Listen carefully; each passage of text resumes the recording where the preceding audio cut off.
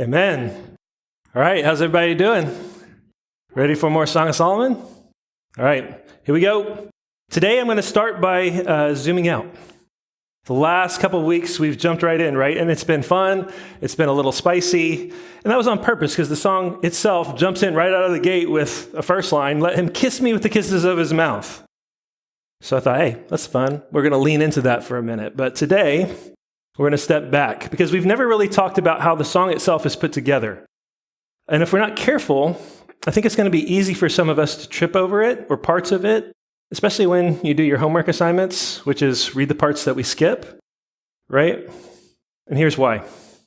For a long time in evangelical circles, the most common way to read this book was as a narrative, as a story, as a straight chronological love story.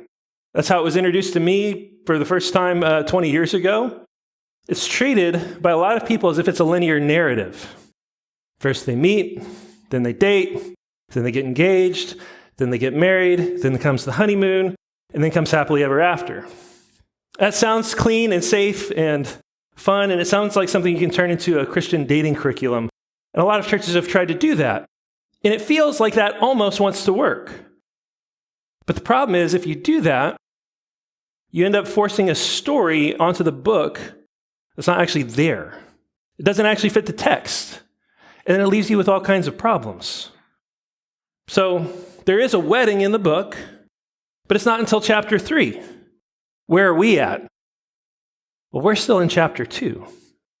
And now how many passages have I skipped in order to keep this PG 10 to 11? A lot, right? If you've been paying attention, if you've gone home and read what I've skipped, you see that passion shows up early, longing shows up out of order, warnings about intimacy repeat after intimacy, and the emotional tone moves forward and backwards and deeper and darker and stronger. In some ways we've already seen, in ways that we'll get to, that we will continue to see, but it definitely doesn't work or behave like a romance novel or a rom-com or a Hallmark love story. So what's going on? How does the song itself actually work? Well, it's not a straight line story. It's not a narrative. When you try to force a narrative timeline onto it, things get really weird. If they don't get married until chapter 3, why is he taking her into his bedroom in chapter 1, verse 4? Why is he spending time where he's spending time at the end of chapter 1? Why is she sitting where she's sitting at the beginning of chapter 2? Why are they doing what they're doing? Are we going to pretend like that's not there, or that they didn't mean it, or that it was just fantasy? If you do that, you get other problems. So that's not the way to read it. That's not what it is. It's not a linear narrative. It's not a play. Instead, the better way to look at it is a carefully arranged anthology.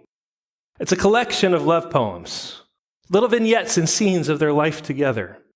And they're not necessarily arranged chronologically, but they are arranged on purpose. They're arranged with an emotional logic to them, with a progression. And that emotional logic then teaches us. It shows us how love grows and how it deepens, how it fractures, how it repairs, how it matures, how it endures over time. But the way you have to think about it is less like a timeline and more like an album, like an old school album, like a record, like a vinyl record, like back before streaming, back when dinosaurs roamed the earth. Some of you remember that. If you don't, kids, ask your parents or your grandparents. I have happened to work on some albums before. I've spent some time moonlighting as a songwriter and as a producer. And when you put an album together, you pay very careful attention to the experience of the listener from the start of the album to the finish, right? From the time they hit play until the album is done. You want to grab attention from the outset. You want to hold that attention. You want to be smart about how you transition from the fast, upbeat songs to the slow songs or the dark songs, happy and sad, light and dark. You want to finish strong with the final track that feels earned and that brings closure. Similar to how you construct a concert experience, or how you build a worship service, or how you build a playlist for a wedding reception. Like, y'all been to a wedding reception and there's a playlist that's slapped together, or a DJ who doesn't know what he's doing and it gets like awkward and weird? You've seen that sort of thing? You build it with purpose. The songs may be about different things. They may have unrelated scenes, but there is an emotional journey that you're going on. So here what you have is this developing and maturing love story punctuated by some spicy bits that make emotional sense for where they're at and that keep everything really interesting because it's poetry. It's music. It's something to slow down and reflect on. It's something to dance to. And I think it's fun as we do that to speculate, did they write it together? Did he just write it? Was it written in the moment? Was it written over years? Did they come together towards the end of their life and reflect on the past and build it? Is it a memoir of their love? But all that's speculation. I want to look at and trace where we've been before we get to where we're at in the story, okay? The first movement of the song is attraction. It's awakening love. The book opens hot. Let him kiss me with the kisses of his mouth, for his love, in Hebrew, closer to lovemaking or loving, is better than wine. Desire isn't something that we hint at or apologize for. It's not spiritualized away. It's named. She wants him. She desires him. She enjoys him. She delights in him. He's hot. He smells good. He takes care of himself. He's respected. Everybody thinks he's great. And then he takes her to his bedroom. And that's chapter 1, verses 2-4. End of the first scene. What are we doing? What's the song doing? What's setting an emotional tone? Desire is good. God isn't embarrassed by desire or attraction. That's what it's all driving forward. This is, in fact, a kissing book, right? And there are no murders by pirates. And if that offends you, go play your Nintendo. Then we jump to a new scene. In that scene, our girl, our heroine, begins to locate herself in the relationship. She's letting us know she's beautiful. She has something to offer. But also she knows that she's not conventionally beautiful. She doesn't meet the cultural standards of beauty. She's a hardworking country girl with a farmer's tan. She's a bit of a redneck. She's cute, but is she the kind of girl this man really wants? So this sort of mature confidence mingled with some insecurity. Can he love me for me? Will he own me with his friends? What's going to happen if I show up where he works? And then our leading man enters the scene, and he speaks for the first time, and he answers her, and he says, babe, bring it on.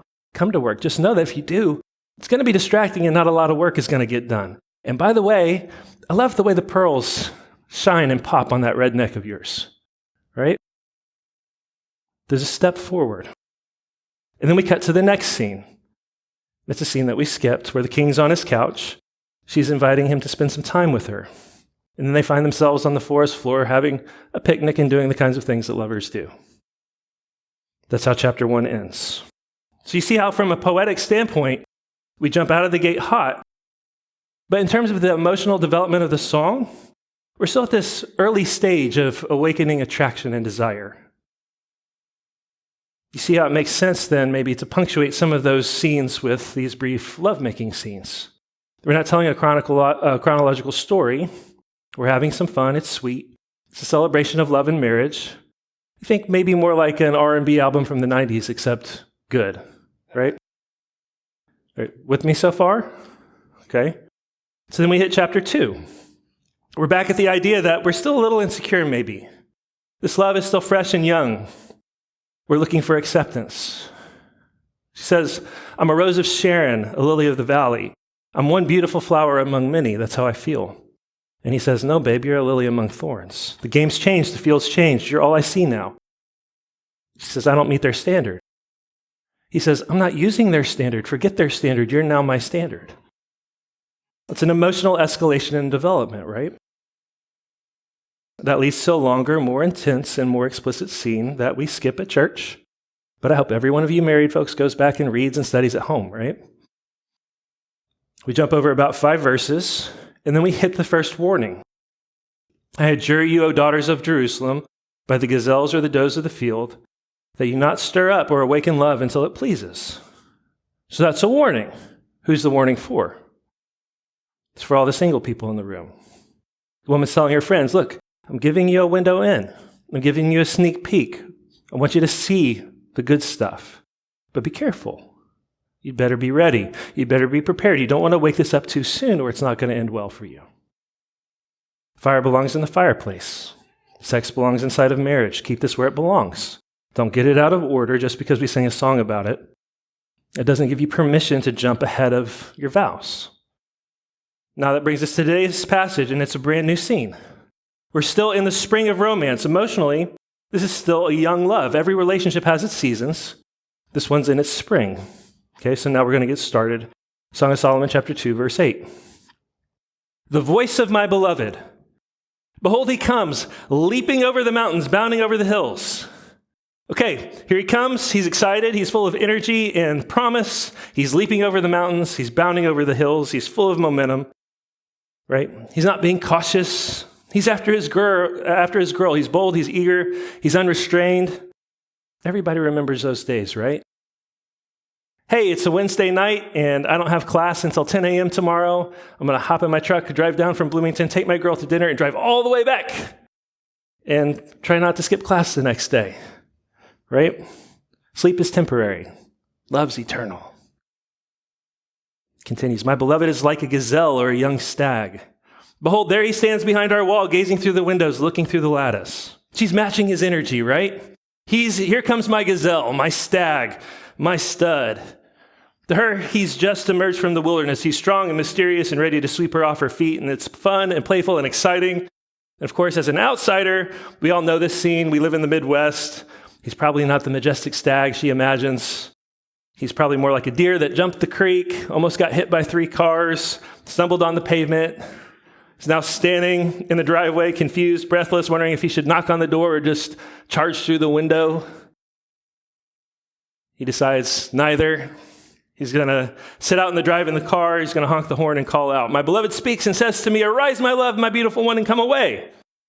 Hey, babe, let's get out of here. Why? It's spring and I'm all kinds of Twitter-pated. It's a Bambi reference. Goes along with, the time when albums existed, TVs had knobs, dinosaurs roamed the earth. Y'all don't get Bambi references? Talk to your parents. Okay? And here's his pitch. Behold, winter is past, the rain is over and gone, the flowers appear on the earth, the time of singing has come, and the voice of the turtle dove is heard in our land. The fig tree ripens its figs, and the vines are in blossom. They give forth fragrance. Arise, my love, my beautiful one, and come away. Come away with me because it's spring. Right? Winter's gone. Hard season's over. The cold is lifted. Life is returning. Love feels in sync with the world itself. You know that feeling. You know that season. We've all been there.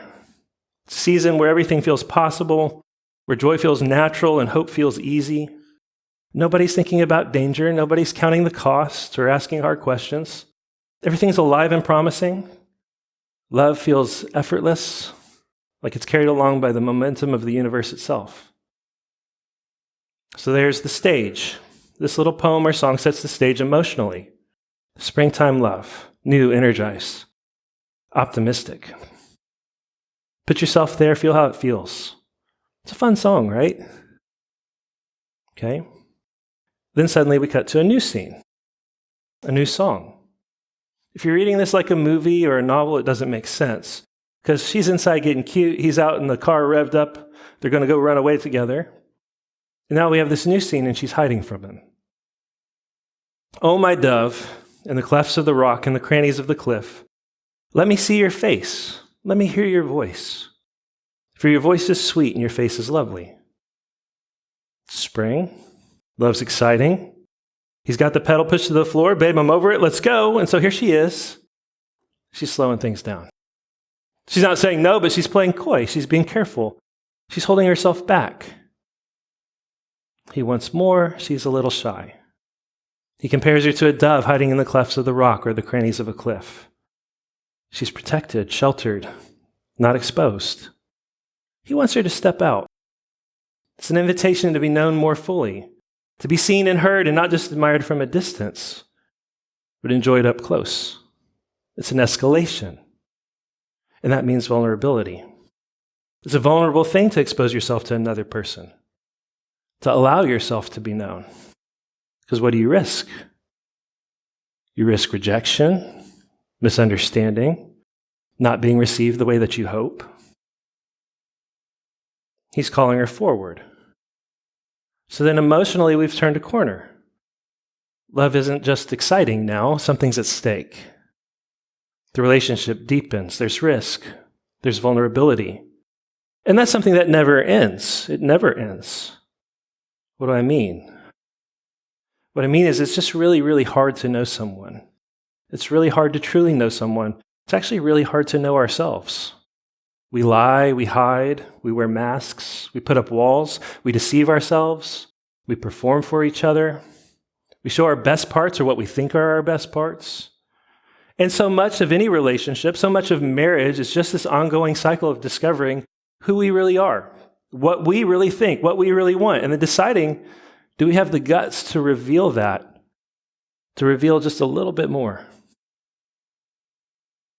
Or the alternative is a cycle of hiding and covering, minimizing, lying to ourselves and to each other. And if we're honest, sometimes it's both, right? So let me ask you something.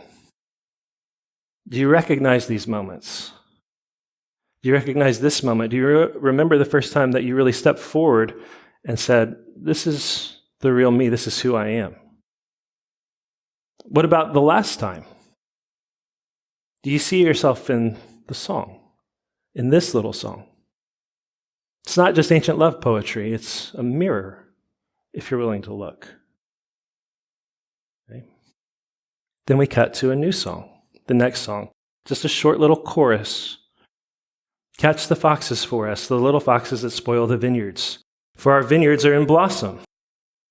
So let's put the pieces together. We have this ode to springtime love. Joy, life, promise. Then we have a song where we're hovering on the edge of deeper vulnerability, the invitation to step out of hiding. And then we have this. And this song is an acknowledgement that love's not only beautiful, it's also dangerous. Vineyards in blossom are vulnerable. They're alive, but they're exposed. Foxes don't have any respect for timing. So let's stop and talk for a minute about vineyards and foxes. Has anybody ever spent any time at a vineyard or done a wine trail or anything like that? I mean, you might not admit it, right? Because you wouldn't want anybody to think you like wine, like Jesus.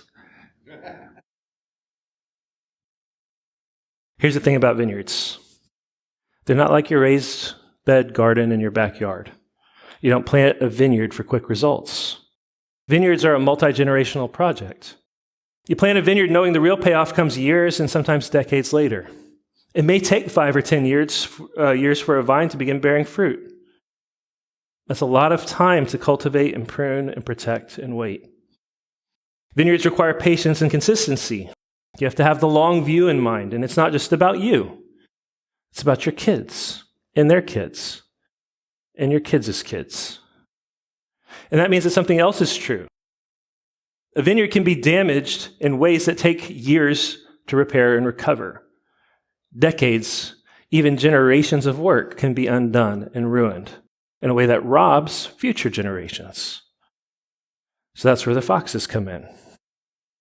Foxes don't eat grapes, right? They're not out lighting fires and ripping up vines, but they do undermine vineyards. These vineyards in this place were terraced. They had stone walls and retaining walls carefully built. The foxes don't eat the grapes, so what do they eat? They eat what eats the grapes, right? So the foxes would hunt and they'd burrow. They'd run along the terraces and retaining walls. They'd loosen stones. They'd weaken foundations. They'd undermine root systems.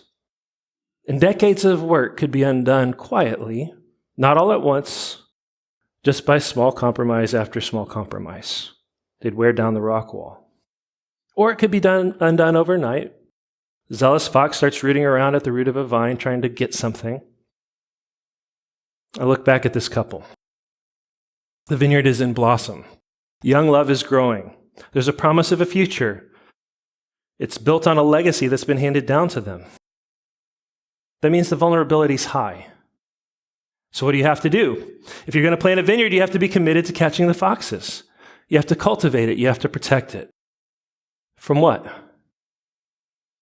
From all the little compromises that can ruin all the investment that's been made. Investments by previous generations, investments that you're making for a future. From all the compromises that ruin the inheritance you want to pass on to your kids. If you allow the foxes to roam, If you tolerate compromises, the cost always follows. It always comes. And once the damage sets in, it can take years to undo if it can be undone at all. This is not about panicking or freaking out. This is wisdom and attention. If attraction moves towards love, one of the things you need to realize early is that you're trying to build something that's worth protecting. That's the warning. That's the real point. The song doesn't name the foxes, right? It just says they're real. And it asserts that if this love's going to last, these two have to be committed to protecting what they're building. They need to be intentional about guarding it. So here's the lesson. As love deepens, protection becomes necessary, or you're going to make compromises that cost you and that cost the people you love. So then you have to ask the question. It's up to you. What are your foxes? The song doesn't name any, but that means it's your job to pause, to fill in the blanks. That's how poetry is meant to work, right? What are the little compromises that you tolerate? The patterns you excuse, the habits that you minimize, the tensions you consistently leave unaddressed. It's going to look different depending on the season of your relationship. Before you're married, it's pretty easy. Compromises you're tempted to make are often just crossing and pushing physical boundaries, taking the fire out of the fireplace, trying to play with it early. It can also look like giving too much emotionally. It's another danger we're going to address in a moment. What about those of you who are married, though? What's it for you guys? Busyness with work, kids, schedules, unresolved resentments and bitterness, little things that you've never dealt with, words that stuck, moments that wounded, grievances that you carry, ways you withdraw and pull back instead of leaning in, misplaced affection or attention, a little bit of flirting at work, a little bit of emotional leakage, private fantasy, harmless scrolling. Little things. Little things that don't feel dangerous or seem costly in the moment, but when left unchecked, the kind of things that can ruin everything. Your foxes may not be mine may not be yours. The point's not the list. The point is, how are you protecting the vineyard? Not obsessively patrolling it, right? There's more to taking care of a vineyard than fox hunting. You should be on the lookout for foxes, though. You should talk about them from time to time. The goal is not no foxes. The goal is a healthy vineyard. Are you cultivating it? Are you protecting it? Love doesn't grow itself. Okay? 3 little songs so far. We have a song celebrating springtime love that's alive and joyful and full of promise and excitement. We have a meditation about standing on the precipice of deeper intimacy and vulnerability, invitation to step out of hiding. And then we have a warning chorus about how we have to be careful, though. We have to be attentive. For not, we can ruin everything. We have to catch the little foxes. This is where things get dangerous. Because love is about to become defining. So then we move to a new song. Except we're not going to hit the whole song, just the first line. This one line. My beloved is mine, and I am his. Now we've just crossed another threshold, right? We've moved from attraction and desire to ownership. This is belonging. You belong to me, I belong to you. It's an escalation. We've moved from desire and attraction through insecurity into vulnerability, into a commitment to love and protect what we're building, now to a place of ownership of each other. And that's going to lead to some stuff that we're going to skip. This type of ownership belongs in a little song about lovemaking, which is what this song is. It's emotional fire. It belongs in the fireplace of marriage. Here's the point. Things are getting heavier now. There's some real weight to this. The joy is deeper, but the stakes are higher. Springtime love is a gift. It's light. It's sweet. But when love is grown into mine and yours, once you have something, that means you have something to lose. So then the song changes key, and we get a totally new song. This is what she says. On my bed by night, I sought him whom my soul loves. I sought him, but found him not. Now, this is the first time that fear appears in the song. Not just a little insecurity or uncertainty, but real fear. Fear of what? Fear of loss. And connected to the fear of loss is fear of what else? What's behind that? Fear of rejection. She loves him. She knows now that she could lose him, and it means more than it ever has. This is what happens when love becomes real. Here's the thing. So far as we know, he's not done anything wrong. He hasn't rejected her, left her, or wronged her. He hasn't betrayed her. He's just not with her in bed. Where does the fear come from? It comes from her. It comes from the nature of love itself. Because the person who matters most to her is not something that she can control. That's scary. A lot of the early years of marriage is just wrestling with this reality. It's trying to manage this exact fear. It's trying to control it. It's trying to deny the vulnerability and the exposure. It's trying to demand that love be absolutely safe and secure and predictable, to keep it fully within your grasp. And a lot of fights come down to requiring your husband or your wife to manage your own feelings of fear and doubt and insecurity and uncertainty.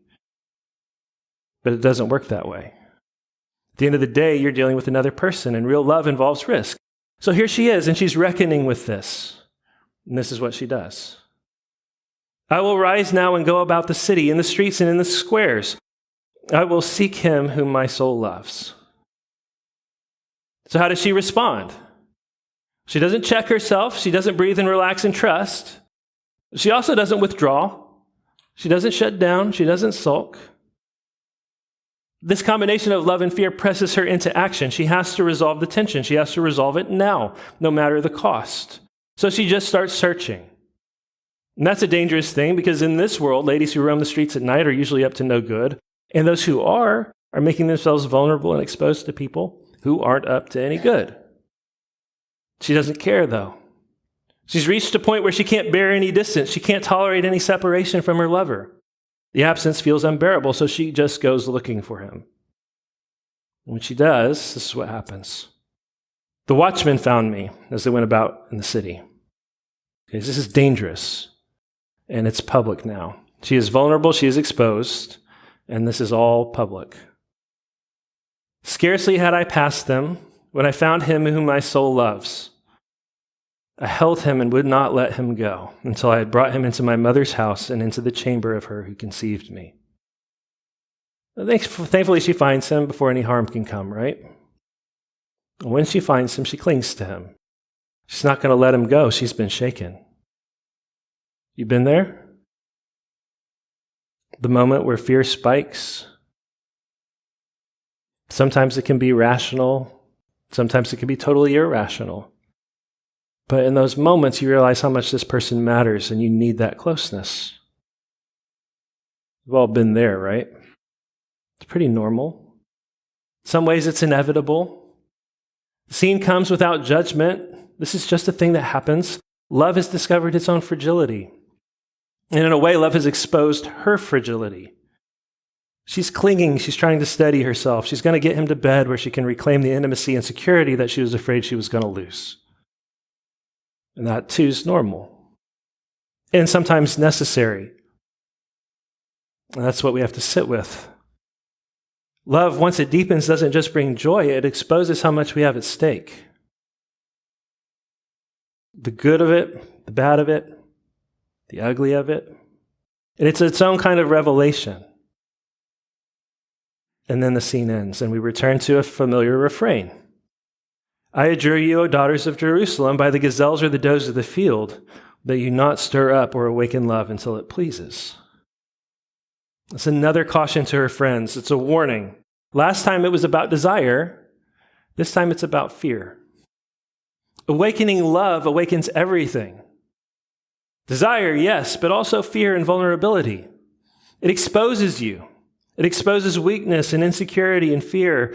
And all of that is normal and natural and good and part of the process. It's part of the beauty of marriage. It's not easy. It is hard. So be careful. Don't awaken love until you're ready to become someone strong enough to bear it.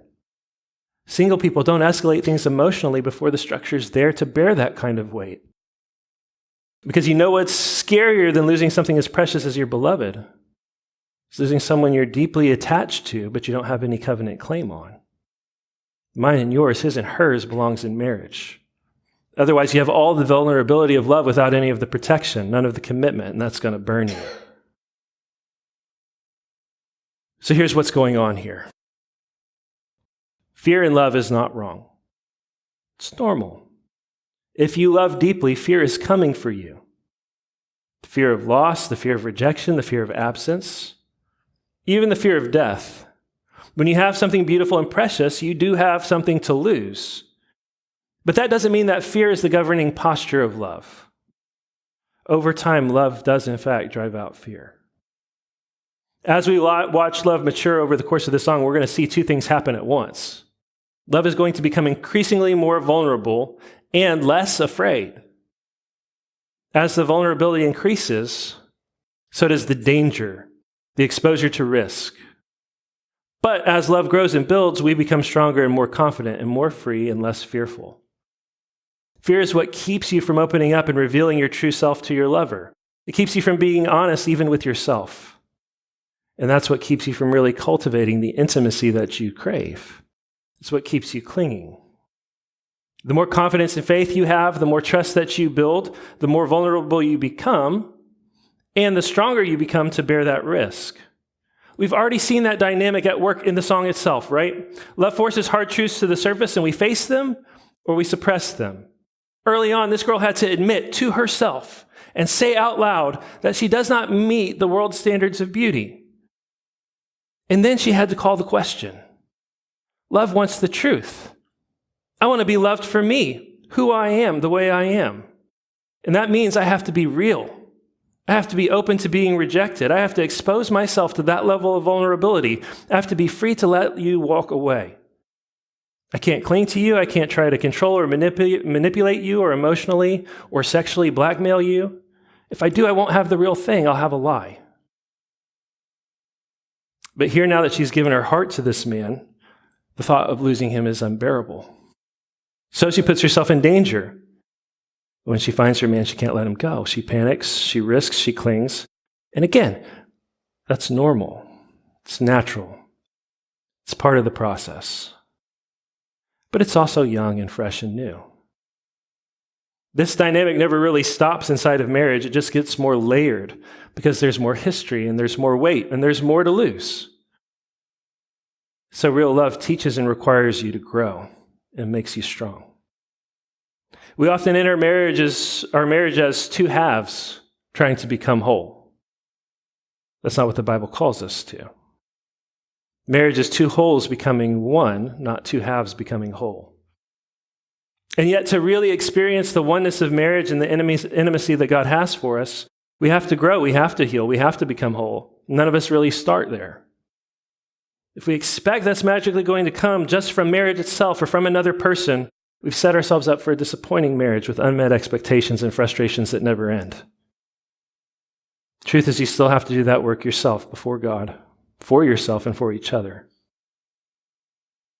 This is what I need you to understand. Desire awakens, love grows. That produces vulnerability. Vulnerability produces fear, and then you have a choice. Protect the vineyard or control the person. If you try to make love safe by turning your husband or your wife into someone you can control or manage, you're never going to have the freedom or the safety or the security or the intimacy that you want and crave.